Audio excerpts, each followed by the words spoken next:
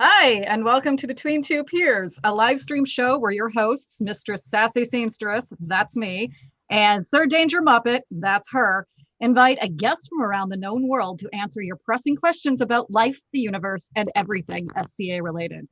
This week is sponsored by either ciders, G&Ts, Moscow mules, basically anything girly and foofy because beer is gross, especially IPAs. This show is rated R for language, possible sexual conversation topics. I don't even think we need to actually put possible in there. I think we need to just say sexual conversation topics and general sassy opinions. So without further ado, I am your host, Tulia, and AKA Mistress Sassy Seamstress.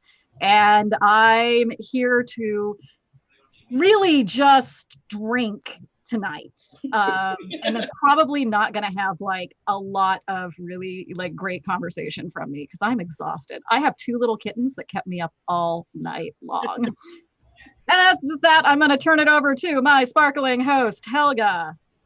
I am Sir Danger Muppet, otherwise known as Helga. As I managed to screw up today, today in multiple locations. I didn't start the SCA in 2016; it was 2006. So I'm a knight, a pelican, and at some point would love to be a laurel. However, I've got to do research. So yeah, we're working on that. And so tonight, our guest is Sir Valora from Aidenveld. Would you like to introduce yourself? Well, she said I'm Sir Valora, knight and pelican of Aidenveld, and have only ever lived here, so this is what I know. So with that, here's your reminder of the drinking game for this evening. When a guest or host uses a non-SCA name when referring to another guest or host.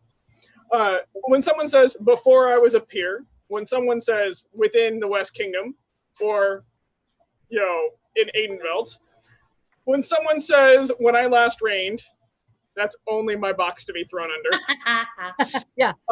When one of us calls for a soapbox, or someone uses the term spite sprinkles. And with that, we're going to roll right into the questions. All right. So, question number one comes from Kalar. What drew you to the SCA over the other reenactment groups? Valora? So it was the one I found first. So I came from a small town in northern Arizona, where I am a third of my senior class. So I came down and went to college and was literally kidnapped and taken to an event. And it took me several years to realize that it was historical and not a fantasy BDSM game. Because that's what I was told it was. I can understand that. Yeah, that was interesting. So I found it first and I got in with a great group of people and I have never left. That's great. Helga, how did you find out about the SCA?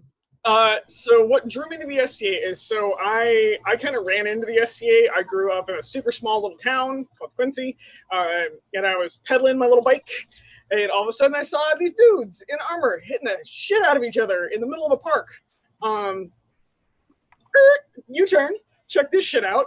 And then I got into Ren Fair, I got into a couple different LARPs, and really what brought me, why did I come back to the SCA, and what drew me to the SCA is the camaraderie and who's here and how it works. And there's a lot, it's not monetary. There's a lot more family, and there's a lot more long-term friendships that go along with it. And so that's what keeps bringing me back and has kept me here for a very long time. Yeah. For me, I started in Renaissance fairs when I was really young. My mom dragged me kicking and screaming to my first Ren Fair when I was about 12, and I did not want to go at all. I was absolutely convinced that it was going to be the most suckiest thing that I had ever experienced in all 12 years of my life. And somewhere I still have a diary entry that actually is just me, it's page after page, bitching about how mad I was. My mother was dragging me to this dumbass Renaissance fair. And I'd like to find that. And I would like to frame it because it is hysterical. My mother, of course, was right. I took one look at the whole thing and was just like, this is it. These are my people. And it was a couple more years after that, once I was, going to Renaissance fairs and kind of becoming involved in that. I started to hear about the SCA. And I started to hear about the SCA in a very kind of derogatory way because Ren Fair loves to shit talk SCA and SCA likes to shit talk Ren Fair. So now having done both, I can say y'all one big family. So just get the fuck over it. We're all in this shit together. There's a lot of crossovers. So yeah, so when I first started hearing about the SCA, it was, oh, you mean sword carrying assholes? Ha ha ha. Or Society for Consenting Adults, and all these awful things that they'd come up with the acronyms for. And as a little 15-year-old, I thought that was the most hysterical shit I'd ever heard. But it wasn't until I had my first high school boyfriend at 15, and he said, hey, if you like Ren Fairs, you probably like the SCA. And I was like, no, they're beneath me. And then he drags me to my first event, which happened to be a Beltane coronation in the West Kingdom. And one of the first people I met, like literally right out of my tent door, was the guy who was about ready to get crowned king, and he was sitting on top of this horse with raven locks blowing in the wind, and he was very gallant and handsome and nice, just a nice guy. And suddenly I was sold on the entire concept of it. So I drifted away from Ren Fair over the years, kind of gone in and out, but the SCA has remained constant. So for the last 27 years or whatever that is, math is hard. All right, we ready for the next question? Yeah. This one comes from Elena. What's your favorite drinking game / after hours foolishness at an event? Oh, I love sitting around a table playing 3-man. But I'm going to caveat this with the most fun I think I've had after hour shenanigans was watching everybody in our camp, get people to love White Claws this last Estrella, and play Wizard Staff.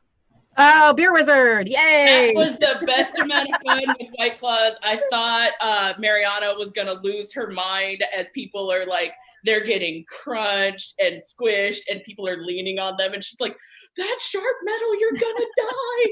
So she's running around trying to tape them all. And meanwhile, we're having to stand on coolers and get besties to help raise them up because they got taller than tents. Yep. So I think my funnest drinking game is 3-man, but that at Estrella was fucking hysterical. And there was so much drinking. We bought stores out of White Claw. It was nuts. I cannot drink that stuff. I don't know. Oh my God, it's so good. I don't know how many calories, which people were shocked like about. 100 calories. It's like supposed to be 100 calories per can, I think. Like the white girl drink. Of course, it doesn't have calories. But you have to drink like 6 of them to get drunk. But if you're on, this is the thing, like if you're on Weight Watchers, for instance, they still count almost as much as like a regular beer would. So I'm like, beer is gross. Counting points. I know. Gross. I can actually drink a White Claw. But I'm just saying that White Claw, calorie wise or points wise in Weight Watchers, is about equal to like a cider or a beer. And when I found that out, I was like, well, why the hell am I even drinking it? Jesus. Like, might as well just stick to my Sazerac thing. So they're about 2 more points than that. I like how she just got like, super pinky up. That's right. You see this pinky time. My favorite game or activity, 3-man is good. Drunken 3-man's always good. Drunken Liar's Dice can get really fun. Demille, which is kind of the same idea.